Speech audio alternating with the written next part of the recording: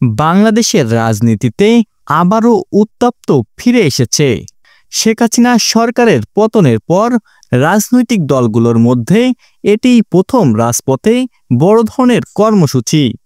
জামাত ইসলামী, ইসলামী আন্দোলন বাংলাদেশ, খেলাফত মজলিস সহ বেশ কয়েকটি ইসলামপন্থী দল একত্রিত হয়ে ঢাকাসহ দেশের বিভিন্ন স্থানে বিক্ষোভ করছে। কিন্তু এই বিক্ষোভ কর্মসূচি শুধু সরকার বিরোধী নয়, বরং বিএনপির সঙ্গে এক ধরনের রাজনৈতিক দ্বন্দ্বকে সামনে এনেছে। আজকে আমরা বিস্তারিত আলোচনা করব এই আন্দোলন, প্রক্রিয়া এবং সম্ভাব্য রাজনৈতিক সমীকরণ নিয়ে। ঢাকাসহ দেশের বিভিন্ন স্থানে দুপুরে বেশ কয়েকটি ইসলামী দল রাজপথে নামে।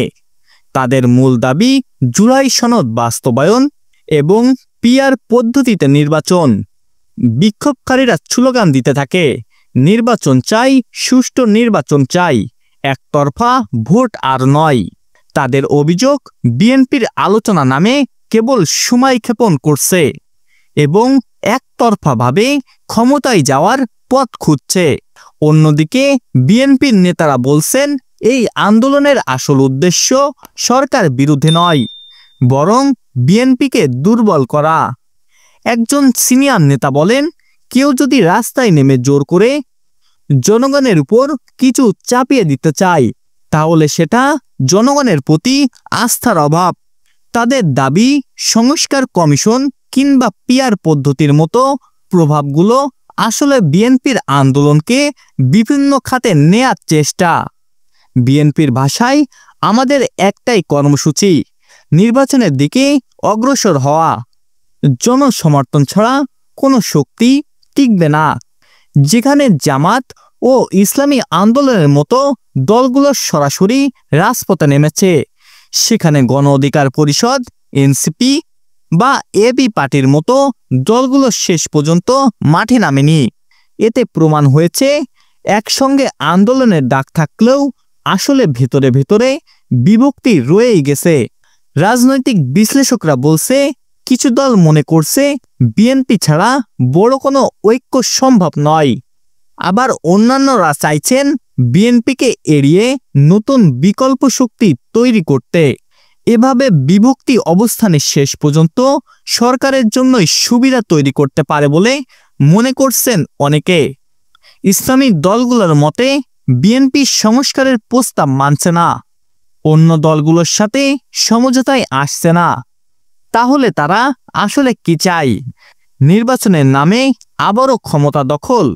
তাদের বিশ্বাস, বিএনপির অবস্থান দেশের গণতান্ত্রিক প্রক্রিয়াকে বাধাগ্রস্ত করছে।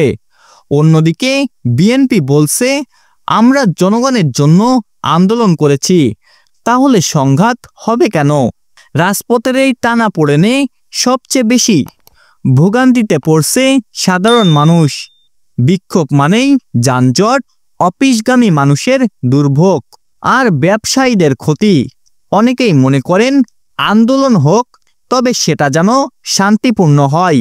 জনগণের কষ্ট দিয়ে কোনো রাজনৈতিক কর্মসূচি টেকসই হয় না। একজন রাষ্ট্রবিজ্ঞানীর মতে, বাংলাদেশের রাজনৈতিক দলগুলোর মধ্যে অবিশ্বাস পুরনো। আজকের পরিস্থিতিও সেই ধারাবাহিকতার অংশ। তবে তিনি মনে করেন, অন্তত জুলাই সনদের কিছু প্রস্তাব নিয়ে ঐক্যমত হলে রাজনৈতিক অস্থিরতা কাটানো সম্ভব।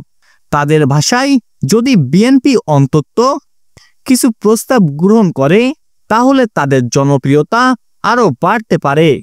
আর অন্য দলগুলো বিশ্বাস করেন যে তারা সত্যি সংস্কারে রাজি। বাংলাদেশের রাজনৈতিক ইতিহাস বলছে, পারস্পরিক অবিশ্বাস থেকে শুরু হয় দ্বন্দ্ব, আর দ্বন্দ্ব থেকে সংঘাত। বর্তমান এই অবস্থা তৈরি হয়েছে, তাতে সামনে হয়তো আরও অস্থিরতা আসতে পারে। প্রশ্ন হচ্ছে, রাজনৈতিক দলগুলো কি সত্যিই জনগণের স্বার্থে সমঝোতায় আসবে, নাকি আবারও পুরনো সংঘর্ষের পথে যাবে বাংলাদেশ? শেখ হাসিনার সরকারের পতনের পর নতুন রাজনৈতিক বাস্তবতা তৈরি হয়েছে। এখন এই বাস্তবতা কোন দিকে নিয়ে যাবে? ঐক্যের পথে নাকি বিভাজনের পথে? তা নির্ভর করছে দলগুলোর সিদ্ধান্তের উপর। তবে এটাই স্পষ্ট, জনগণ চায় স্থিতিশীলতা আর একটি সুষ্ঠু ও গ্রহণযোগ্য নির্বাচন। দর্শক, ওয়ার্ল্ড নিউজের পক্ষ থেকে এই ছিল এখনকার মতো। ভিডিওটি ভালো লেগে থাকলে লাইক দিন এবং সাবস্ক্রাইব করে আমাদের পাশে থাকুন। ধন্যবাদ সবাইকে।